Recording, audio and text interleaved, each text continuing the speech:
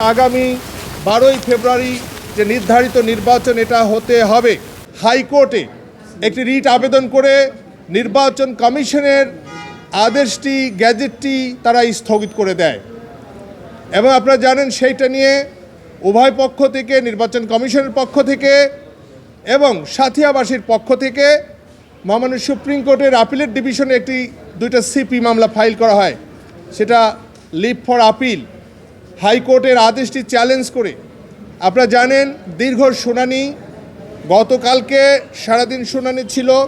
মহামান্য appellate division আজকে কার্যতালিকায় এটাকে 1 নম্বর আইটেমে রেখে অত্যন্ত গুরুত্বের সাথে দীর্ঘ সময় শুনেছেন। আপনারা জানেন ওনারা দীর্ঘ শুনানি শেষে যেহেতু মহামান্য হাইকোর্টে নির্বাচন কমিশন আইন নির্বাচনের সীমানা নির্ধারণ 2021 তাকে চ্যালেঞ্জ করে এই আইনের 125-এর ক ধারা এবং 7 নম্বর ধারা চ্যালেঞ্জ করেছিল। সেখানে বলা আছে প্রত্যেকটি জেলায় টোটাল ভোটারের 30% ভোট আপ ডাউন হতে পারবে আসন পুনর্বিন্যাসের সময়। সুতরাং এখানে প্রায় 46% ভোটটি আপ ডাউন হয়েছে এই বলে তারা একটি রিট করেছিল। সেইখানে আমাদের অবস্থান যেহেতু হাইকোর্টের আদেশের প্রেক্ষাপটে নির্বাচন কমিশন এই 2টি আসনের নির্বাচনের কার্যক্রম স্থগিত করেছিল। অত্যাসন্ন আপকামিং ইলেকশনে যারা নির্বাচনমুখী মানুষ, যারা ভোটার দীর্ঘ 15, 16, 17 বছর যারা ভোট দিতে পারেন না, তারা খুব উৎসুক ছিল, তারা চিন্তা মুখর ছিল। মহামান্য সুপ্রিম কোর্টের আপিল বিভাগ নির্বাচন কমিশনের পক্ষে সকল বক্তব্য শুনে তারা একটি শর্ট অর্ডার দিয়েছে।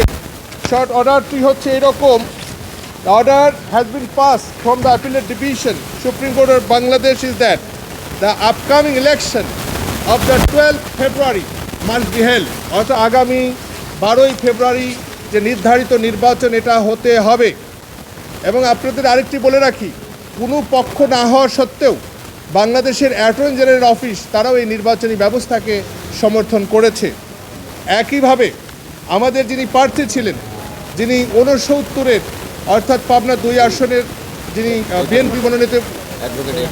বিএনপি মনোনীত প্রার্থী জনাব অ্যাডভোকেট সেলিম রেজা হাফিজের পক্ষে আমরাও একই যুক্তিতর্ক তুলে ধরেছি যে ইয়র লর্ডশিপ, যে কোনো বিবেচনায় আমরা চাচ্ছি নির্বাচন হোক। কারণ নির্বাচন না হলে যে অচলাবস্থার সৃষ্টি হবে, নতুন করে শিডিউল করতে হবে এবং বিদেশিদের কাছ থেকে ব্যালটের যে পোস্টাল ব্যালটের একটি ব্যাপার রয়েছে, সব কিছু বিবেচনা করে আমরা নির্বাচনের পক্ষে অবস্থান নিয়েছিলাম। টানা তৃতীয়বার অর্জন করেছে দেশের সেরা সুপার ব্র্যান্ড স্বীকৃতি এবং অ্যাপিলেট ডিভিশন পরিষ্কার করে তার 2টি নির্দেশনা দিয়েছেন। একটি হলো 68 অর্থাৎ পাবনা 1, জাতীয় সংসদের 69 অর্থাৎ Pabna 2, their election should be held according to the schedule. এবং সেটা কবে? 4/9/2025 তারিখে নির্বাচন কমিশন যে গ্যাজেট দিয়েছে সেই গ্যাজেট অনুযায়ী। যদিও আপনাদের বলে রাখি যে যারা এখানে রিটের পক্ষে ছিলেন, ব্যারিস্টার সঞ্জিত সিদ্দিক বলতে চাইছে, তিনি জোরালো যুক্তি দেওয়ার চেষ্টা করেছেন। বলবো না, হ্যাঁ যে রিটের পক্ষে ছিলেন সঞ্জিত সিদ্দিক, তার বক্তব্য ছিল জোরালো যে এটা 2টা উপজেলা একত্রে হলে ভোট হবে 5 লাখ, অনেক বড় এলাকা হবে, এই হবে সেই হবে, অনেক দূরত্ব হবে, এটা জনগণের জন্য ভোগান্তি, এটার যিনি ক্যান্ডিডেট হবে তার জন্য ভোগান্তি। মহামান্য আপিলেট ডিভিশন প্রশ্ন করলেন, যদি মানুষের জনগণের জন্য ভোগান্তি, কী ভোগান্তি? আপনার কি ভোটিং রাইটটা কেড়ে নেওয়া হয়েছে? আপনি তো ভোটের অধিকার আছেই, আগে একটা জুরিসডিকশন থেকে এখন অন্য জুরি, আপনার তো কোনো অধিকার ক্ষুণ্ণ হয় নাই। সেই কারণে আপনাদের আরেকটি বলে রাখি, এই সাথিয়াকে নির্বাচনী একক আসনে আনার জন্য নির্বাচন কমিশনে যিনি দরখাস্ত করেছিলেন, সাথিয়ারই একজন কৃতি সন্তান, তিনি আমাদের ভাই জনাব মনসুর আলম, তিনি আবেদন করেছিলেন। তিনি আবেদন করেছেন নির্বাচন কমিশন তার পক্ষে যে শুনানি করে তিনি গ্যাজেটটা পেয়েছিলেন। যেহেতু নির্বাচনী স্বার্থে এটা আরও বড় ধরনের অর্ডার আসবে এবং আমার মনে হয় অ্যাপিলেট ডিভিশন দীর্ঘ অনেক লম্বা একটা অবজারভেশন দিয়ে দেবেন। সুতরাং আমাদের বিস্তারিত মন্তব্য করা ঠিক হবে না। তবে একটি সত্য, নির্বাচনে যে ডেলিমিনেশন অর্থাৎ সীমানা আসন সংক্রান্ত ঘটনা যাই থাক না কেন, আসন্ন 12 তারিখে নির্বাচন সবাই চেয়েছিল এবং এটা একটা ন্যাশনাল ইস্যু। এটা কানেক্টেড টু 3 কনস্টিটিউয়েন্সি, 300 আসন সরকার গঠন, এটার সাথে কানেক্টেড। অর্থাৎ ওই শিডিউলটা যদি চেঞ্জ করা হয়, তাহলে ফরেন যে ব্যালট পোস্টাল ব্যালটের ব্যাপার আছে সেটা আসলে টাইমলি নিয়ে আসা যাবে না। কারণ কোনো বিদেশে একটা পোস্টাল কিছু পাঠাতে এবং নিয়ে আসতে প্রায় 28 দিন লাগে।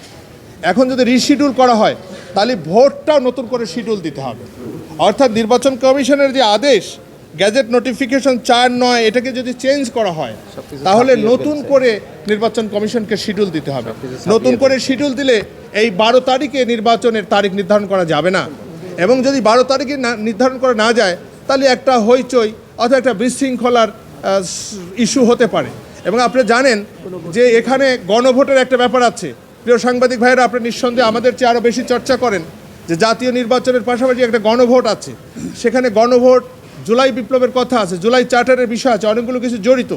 যদি কোনো কারণে এই ভোটটি পিছিয়ে যায় তাহলে অনেকগুলো ইস্যু আসলে সেটিসফাইড করা যাবে না, অনেকগুলো ইস্যু আসলে সমাধান করা যাবে। সেটাকে সামনে রেখে যেহেতু এটা সুপ্রিম কোর্টের সর্বোচ্চ আদালত হওয়ার কারণে ওনারা জাতীয় এবং ন্যাশনাল ইন্টারেস্টকে প্রায়োরিটি দিয়েছেন, সেই কারণে পূর্বের শিডিউলটা বহাল রেখেছেন।